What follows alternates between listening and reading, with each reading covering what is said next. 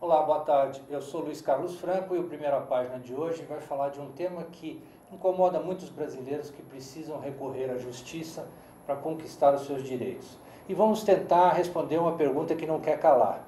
Por que o governo, quando é o cobrador, é tão voraz e quando tem que pagar é tão ardiloso? Acompanhe. Muita gente estava se preparando para o Carnaval quando o Conselho da Justiça Federal divulgou o calendário de pagamento de precatórios para este ano. Precatórios de natureza alimentícia serão pagos em novembro, os demais em dezembro.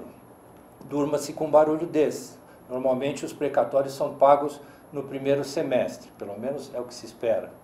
Vamos usar como exemplo uma das mais antigas ações judiciais tramitadas nos tribunais brasileiros, tendo como base a demissão de funcionários públicos do Departamento Nacional do Café, DNC, há quase 68 anos, se não me engano.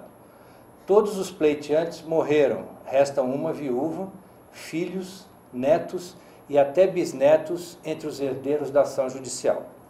Para nos ajudar a destrinchar os bastidores da justiça, convidamos o médico e advogado João Lesíria, cujo pai e colegas entraram com a ação contra o DNC, e o engenheiro Fernando Alves, neto de um dos herdeiros da ação. Boa tarde, obrigado pela presença de ambos. Vamos começar com o Dr. João. Verdade que o senhor já pensou em escrever um livro para falar desses quase 17 anos que o senhor está à frente da causa? E por que 17 anos se ela tem 56, 57? Bom, é o seguinte, o primeiro é o seguinte, essa ação, na verdade, o objeto jurídico dela, ou seja, a causa dela ter nascido, foi a demissão de funcionários públicos do antigo Departamento Nacional de Café, através do Decreto 9272, de 22 de março de 1946. Dizia, porém, uma lei que veio posterior, dizendo o seguinte, que esses funcionários deveriam ser readmitidos assim que uma nova unidade cafeeira fosse criada. E realmente foi criado o IBC, que todos se lembram, que o IBC foi depois até 1990, né, junto com o IA, né, foi extinto pelo Collor de Mello, pelo presidente Collor, dia 15 de março de 90. Aconteceu então o seguinte, foi criado o IBC em 22 de dezembro de 52, só que o Getúlio, à época presidente, começou a chamar os seus apariguados, ao invés de chamar aqueles que foram demitidos do Departamento Nacional de Café e que, por lei, deveriam ser readmitidos. Então aí começou tudo.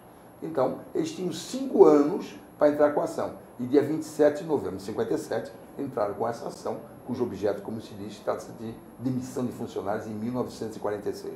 Ela não é uma das mais, é a mais antiga ação judicial brasileira, até hoje, inclusive até hoje tramita, né? Mas que até hoje existe, tratando-se de funcionários públicos. Por si só isso já justificaria escrever o livro ou tem muitos meandros e bastidores interessantes? Tem muitas coisas interessantes. Tem muitas coisas interessantes e uma delas foi que, sendo Santos considerada à época a Moscou brasileira, e uma coisa muito interessante ainda que tem que se tratar aqui, é que um dos autores, dos 19 autores vencedores, porque 209 entraram, depois mais 12 litisconsortes, portanto, total de 221 autores, e 19 saíram vencedores. Mas, por azar deles todos, tinha um chamado Mikhail Khabarov.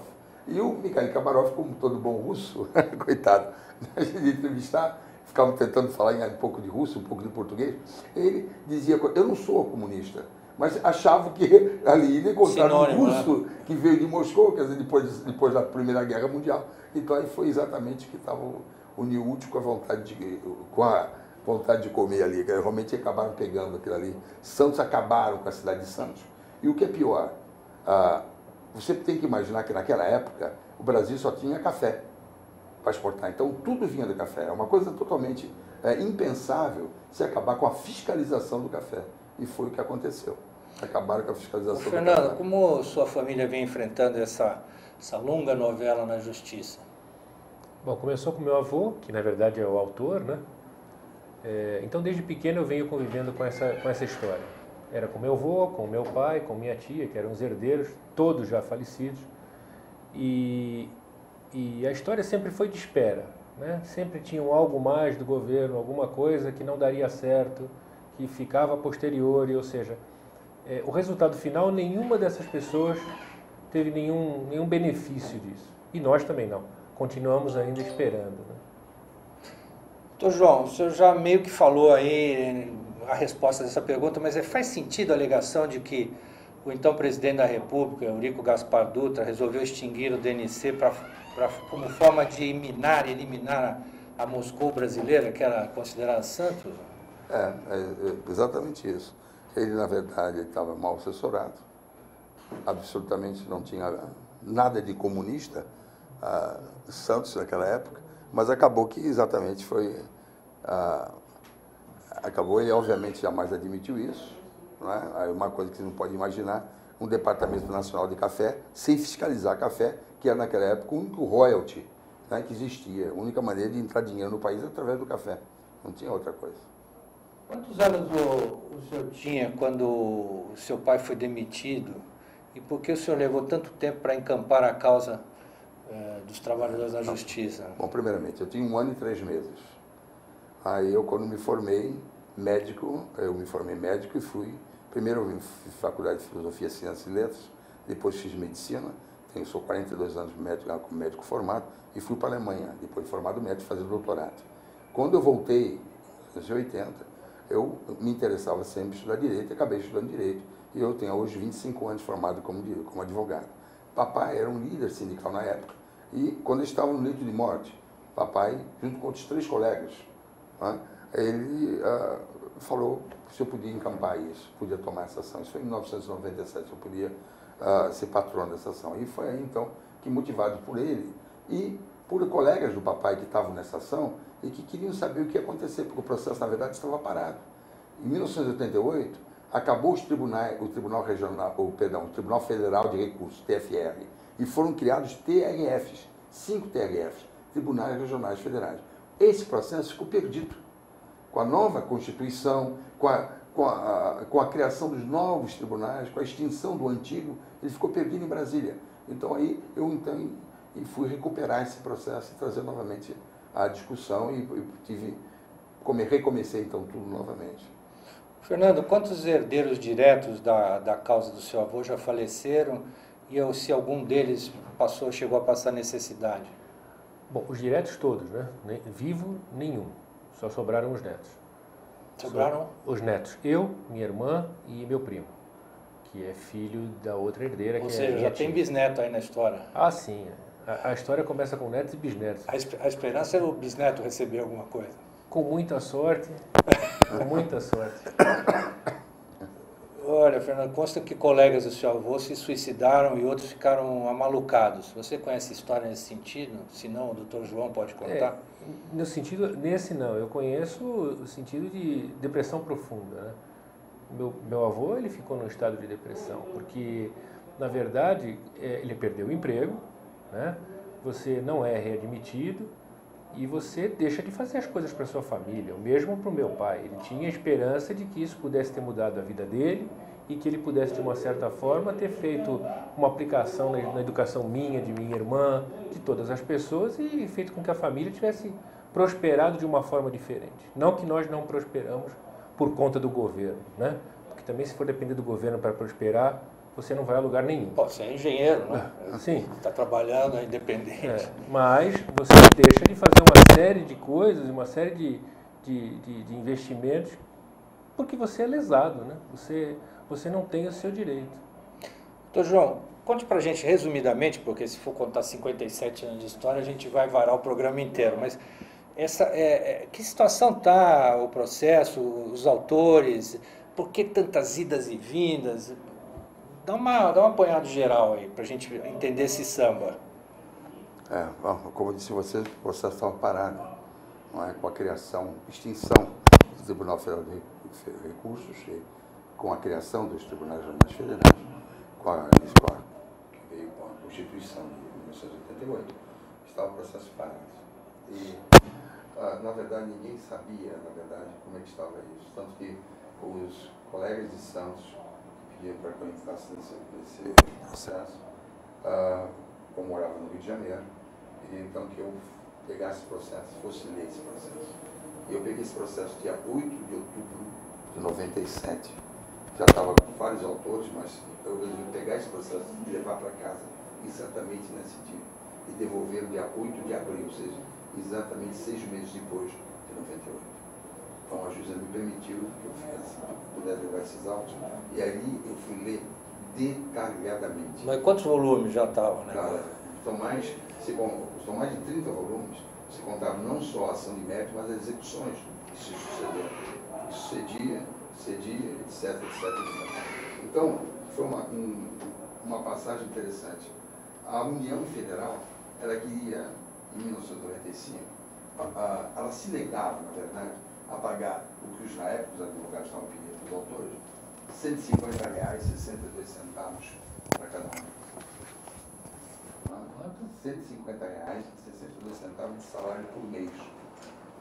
Bom, e aí então me veio uma ideia que é a seguinte: como pode a União, se os autores, meu pai foi um autor perdedor, ele perdeu, porque para ser vencedor nessa ação, tinha que ter pelo menos 5 anos como funcionário público. Só um minutinho, doutor João, o microfone dentro está baixo, vamos passar esse...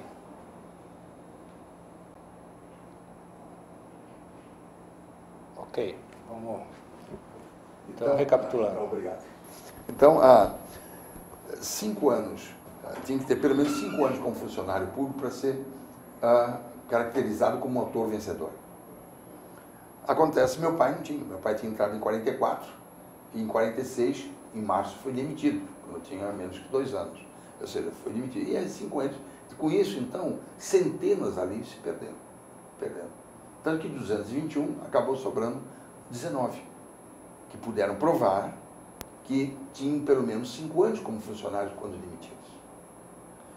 A União se negava a pagar R$150,64 para cada um, ou 162 centavos, enfim, uma quantia irrisória. Olha, o que me veio à cabeça foi o seguinte, se o meu pai e os outros colegas que foram visitar meu pai no leito de morte, meu pai estava com câncer, morrendo, e eu conversava com eles. E todos eles não tinham 5 anos como funcionários públicos. E tinham ganho. Tinham perdido a ação, não tinham 5 anos. Mas o que acontece? A União chamou. É como se a União fizesse o seguinte, por mera picuinha. Você ganhou a ação? Você ganhou, então vai ficar esperando. É o caso do avô dele, do seu avô. No caso do meu pai. Bom, você não tem 5 anos, ou seja, você é um perdedor, então vem. Ou seja, os perdedores ganharam e os vencedores perderam. Olha, e me veio então a ideia seguinte. Olha, se a União se nega a pagar R$150,64, por que paga o meu pai aos outros autores perdedores 3 mil de salário, isso em 97? Então, temos que perder para ganhar? Então, eu, pelo princípio da isonomia, eu exigi, então, uma nova execução, exigi o quê? Que a juíza, que a justiça desse ganho de causa no sentido de pagar o mesmo que pagava aos autores perdedores. Olha, se o autor perdedor recebe 3 mil, como é que os vencedores só podem receber, querem 150 e não conseguem? E aí, então, começou, então, isso, a execução, começou, então, o problema. A União aí começou a ficar desesperada, né? Porque ela começou, então, a sentir que ia ter que pagar uma quantia maior, e se ela já com 150 ela se negava a pagar, você imagina para pagar 3 mil, e isso corrigido desde 22 de dezembro de 52, quando a lei 1779 criou o IBC, Instituto Brasileiro de Café. Aí ficou que até hoje nós estamos exatamente cobrando, né? A União fazendo tudo para não pagar, para procrastinar, porque a União, posso falar uma coisa? A União criou um negócio chamado AGU, Advocacia Geral da União, que faz o seguinte, o dever da AGU é criar problema. Se você aqui tossir, ela já agrava a sua tosse. Ela agrava tudo. O negócio dela é procrastinar. Então isso tem que ser todo fim do ano, quando está chegando perto do dia 1º de julho, que é o último dia para a emissão de precatório, a União vem e cria um problema. Sempre ela faz isso. Vou fazer um parênteses. O que é esse tal de precatório? Tá. O tal de precatório é o seguinte, quando se ganha uma ação contra a União, aí que está a grande... União, governo, Estado, município... Fala União Federal, que é no caso dessa, mas mesma coisa o Estado e o município.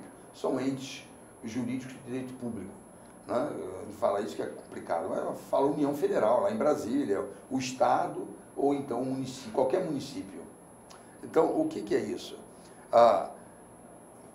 Colocar o seguinte, se você deve à União, ela te deixa literalmente de cueca. Ou até cueca ela te tira. Tudo você tem que tirar para pagar. Tanto ao Estado como ao município. Agora, se você é credor da União, se a União é que te deve, então ela criou uma figura que só tem no Brasil. Essa figura jurídica chamada precatório, com o sentido de precatório, não de precatório de precatar, no sentido de... não nesse sentido de precatar, de desviar alguma coisa, tomar cuidado, não. Ou de carta precatória, não. Precatório só existe no Brasil. Só foi criado aqui. E visa quê? É simples. O vento que bate de um lado não bate no outro. Se você deve, como eu acabei de dizer, te tira a cueca. Agora, quando a União te deve, ela diz, eu devo, vou pagar quando eu puder. Mas tem dinheiro para fazer estádio, né?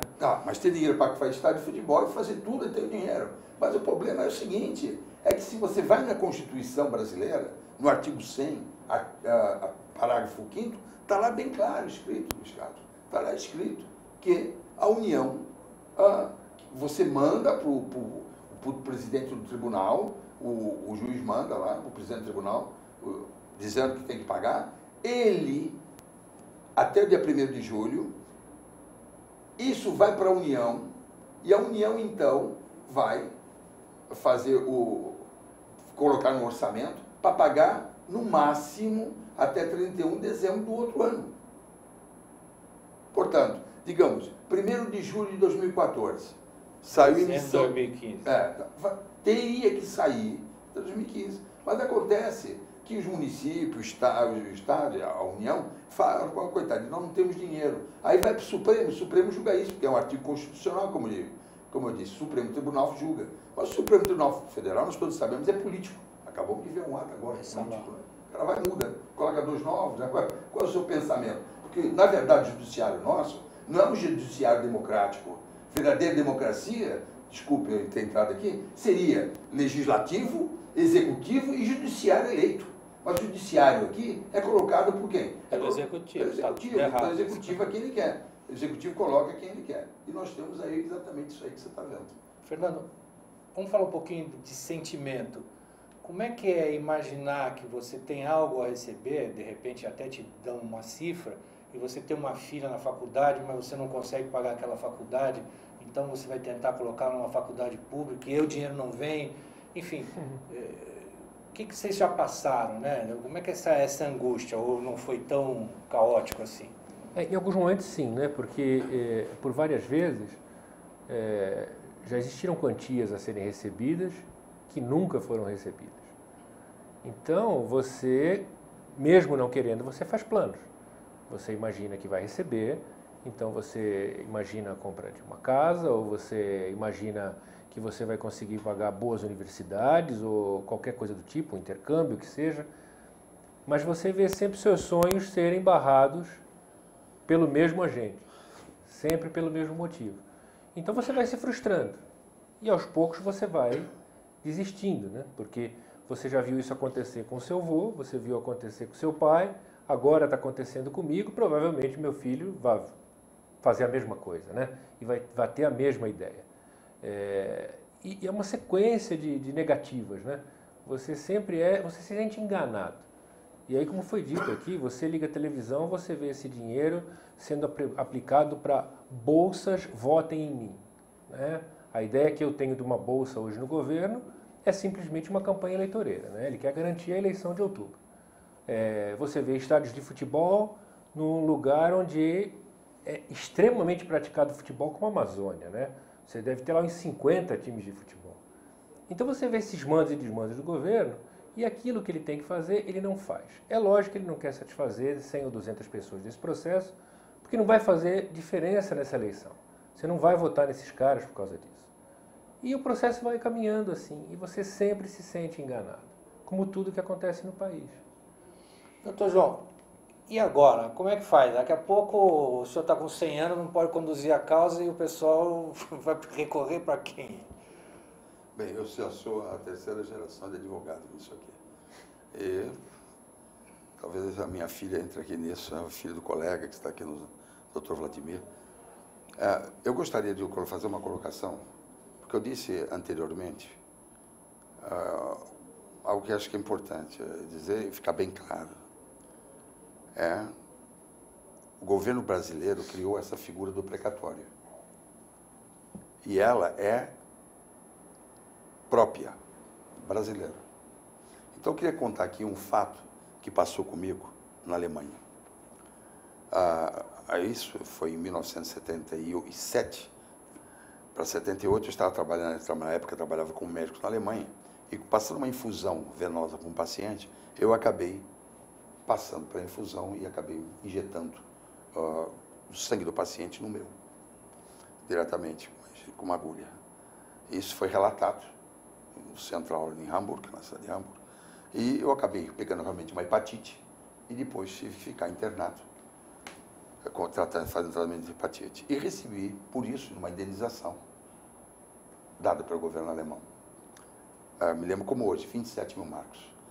O meu advogado, o doutor Enio Forte, falou: João, você vai receber isso dia 30 ou 31 de dezembro, está entrando na sua conta.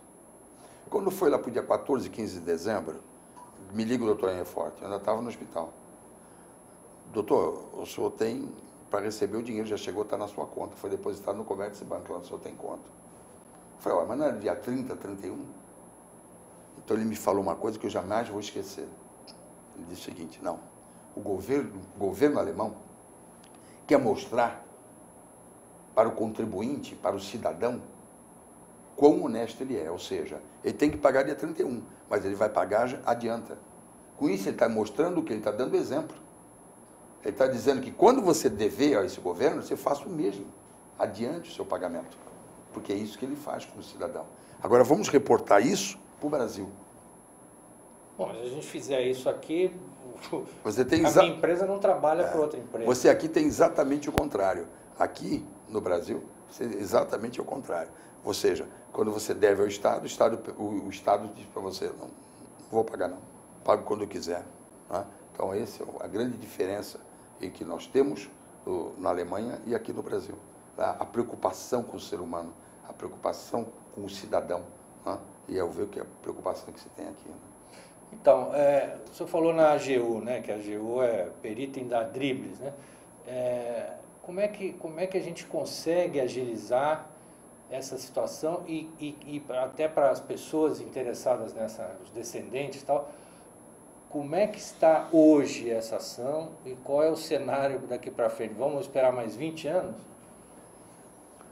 Eu acredito que não. Eu acho que agora nós temos mais alguns anos pela frente, sem dúvida. Vamos ter talvez 2, 3 anos, mas estamos chegando a um final. Realmente é difícil porque a cada detalhe existe processo civil, eu não acabei de explicar aqui. As leis brasileiras são cheias de nuances, cheias de buraquinhos, que dá para você entrar por ali, pelos meandros e sempre procrastinar. Você sempre consegue adiar, sempre se joga mais para frente. E nós estamos cercando, né? Eu e os outros advogados estamos cercando da melhor maneira possível e acreditamos que tudo no máximo 2 anos estará terminado. É isso que nós esperamos realmente. O Fernando, seu avô era dos 5 anos ou com menos de 5 anos? Eu acho que eram de 5 anos. Desculpe, tem que ser de 5 anos, senão seria vencedor. Ele é um dos 19. Não, é porque houve também os vencedores que não tinham 5 anos. Não teve nenhum, não. Eles Todos foram usados como parâmetros para esses de 5 anos? Isso é verdade. O meu pai e os outros que perderam a ação, foram chamados, foram readmitidos. mas por esponte própria da União, do governo. Ou seja, é como por mera picuinha, né? Você ganhou, então vai ficar esperando. Vai para a justiça, continua cobrando. Quem perdeu, como meu pai e outros, foram chamados e readmitidos.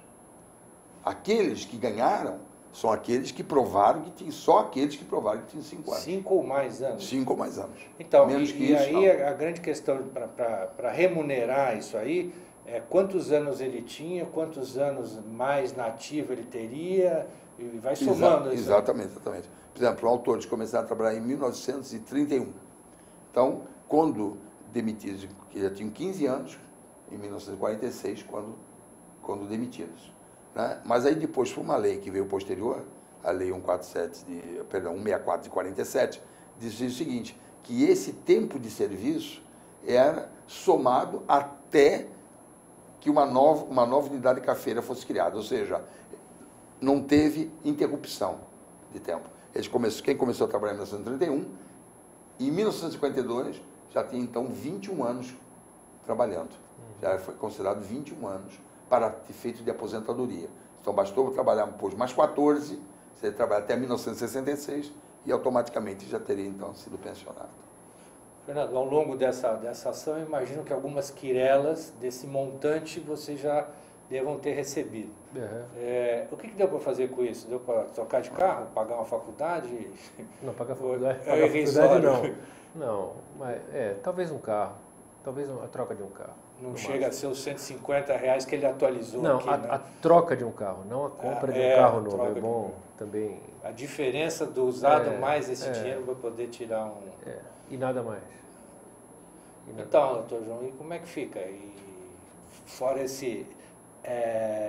eu estou querendo que as pessoas entendam assim, o que falta e por que não desenrola. Tá bom, o governo é má fé, isso? Meandros da lei? Como eu disse a você, meandros da lei, nós temos a AGU, a Advocacia Geral da União, que faz tudo para obstar, ou seja, para você ter uma ideia, já que você está colocando essa parte. Em 2011, a União vê aos autos e diga, pague-se como auditor fiscal do Tesouro Nacional. Ela mesma colocou isso. Até aquele momento, ninguém, absolutamente ninguém, tinha falado em pagamento conforme os salários do auditor fiscal do Tesouro Nacional. Que é mais elevado. Mais elevado. Mas veja, meu pai e outros, porque em 1999, a juíza da época colocou meu pai e os outros, então, com aquele salário que eles tinham de torno de R$3.000, colocou como para servir de paradigma. Meu pai e esses outros três, eles entraram em 1970 e poucos, entraram com uma ação para serem reconhecidos como auditores fiscais. Ou seja, fossem incluídos os fiscais tributários de café no mesmo grupo chamado TAF 600, Tributação, Arrecadação e Fiscalização de Café, 600, como sendo, pessoal do IAA, do IBC, etc., como sendo do mesmo, portanto, do mesma classe do auditor fiscal. Então, eles teriam que receber o mesmo salário. Eles ganharam. Quando isso aconteceu em 2011, que a União veio e disse, não, pague-se conforme eu, auditor, o que foi que eu pensei como advogado? Bom, eles devem ter visto lá em São Paulo. Em São Paulo, o Ministério da Fazenda deve ter comunicado que esses que estão como paradigma já são auditores, devem receber como auditores. Então, eles já estão fazendo o que é correto, ou seja, pagando como auditores. Ficamos todos satisfeitos. Certo? Já tem os cálculos prontos, inclusive. Para que você tenha uma ideia, isso ficou durante 2 anos, de 2011 a 2013.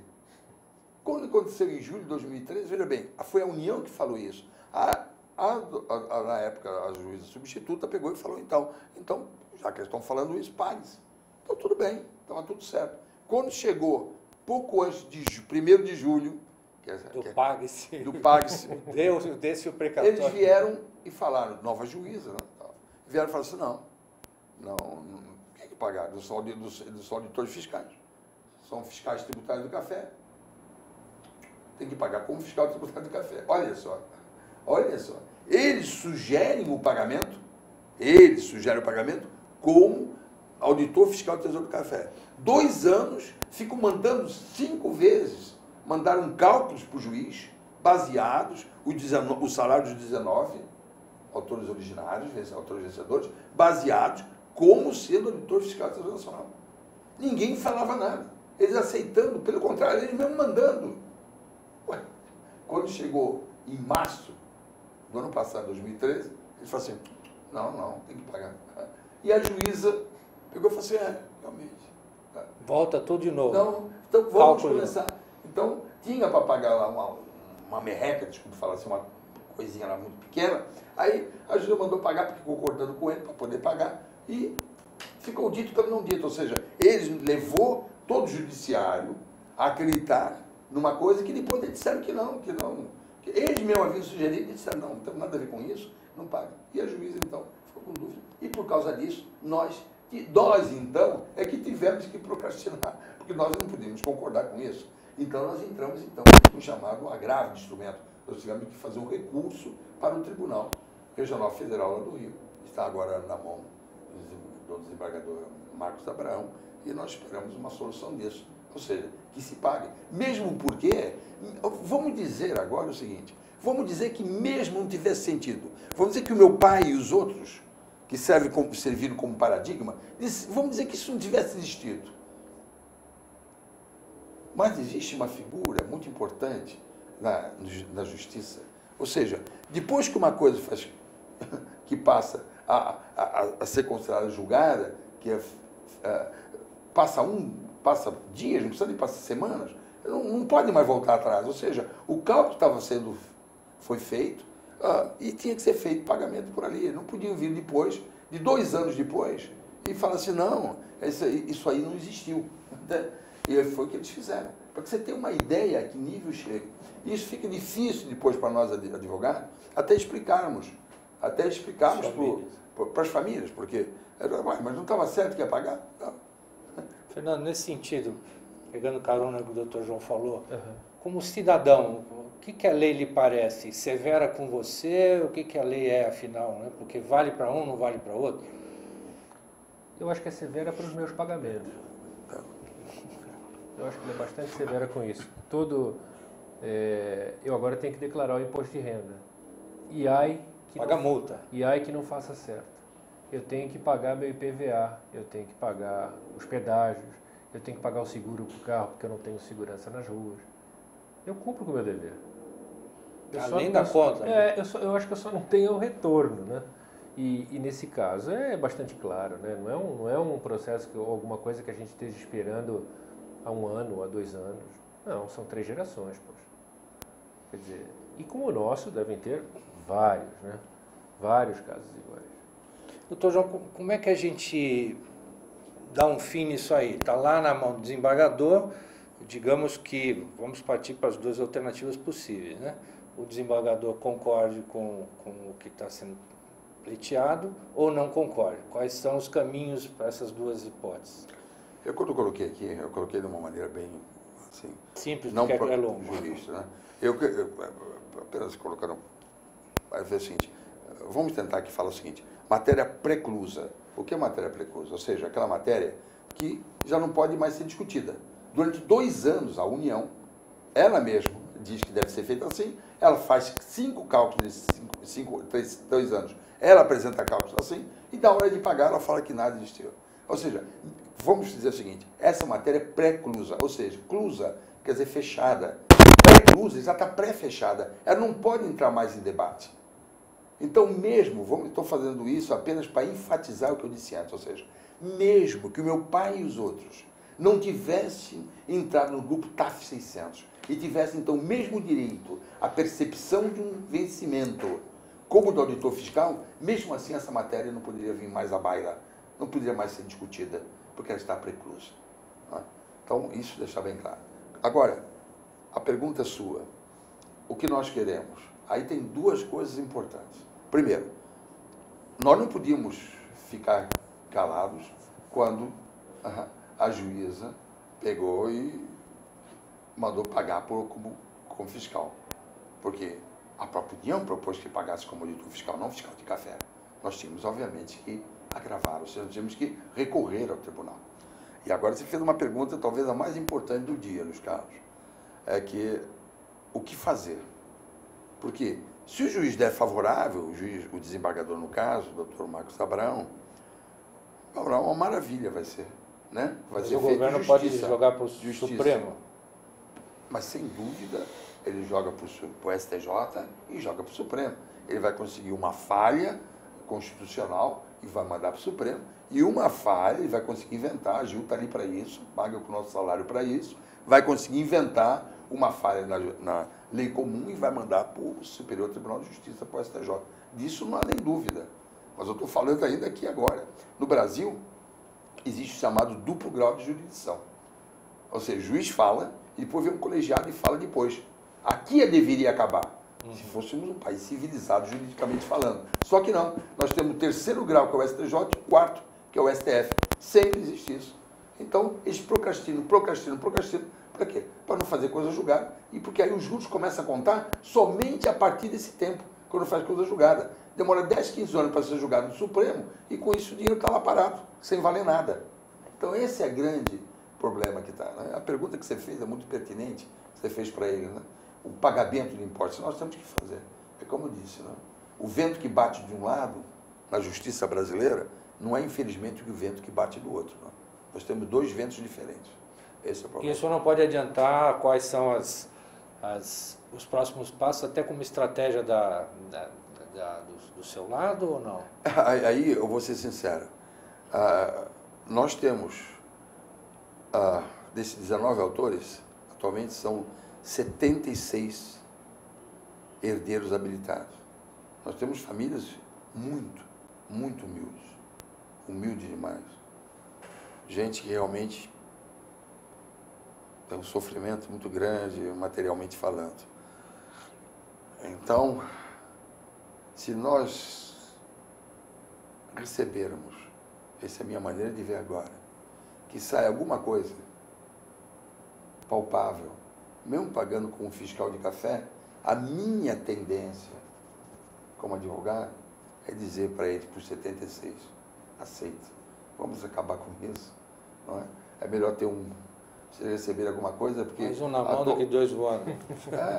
É exatamente isso. Nós temos aqui você e o Fernando Alves, dois autores. Talvez eu não tenha conhecido os avós de vocês. Agora, logo, não, vocês não vão estar mais aqui, vão estar os filhos de vocês. Que já temos muitos filhos, já temos bisnetos com herdeiro. Você imagina? Morreu o autor da ação, morreu o filho do filho, e está prestes a morrer o filho do filho do filho do filho. Quer dizer, até onde vai isso? A União não tem piedade. A União faz o que ela puder fazer para procrastinar esse pagamento, para tornar mais modorrente e tardílocua o desenlace final, ela vai fazer. Infelizmente, é essa a nossa justiça. O que nós temos que fazer, me perdoa, Luiz Carlos, e agora para um ponto, eu acho importantíssimo isso, e isso que sirva aos nossos políticos, é acabar com a figura do precatório. Essa não é nada lisonjeira, é uma vergonha. É uma vergonha. A gente se emociona com isso. É o que é uma vergonha. Por quê? Não é? Por que você deve, você tem um tratamento? Mas quando você é a União que deve, o tratamento é diferente. Por que isso? Pelo contrário, você é um usinho só. Não é? Você tem a sua roupa do corpo. Não é? A União tem muito dinheiro. Não é? Por que ela não pode pagar aquele coitado a quem ela deve?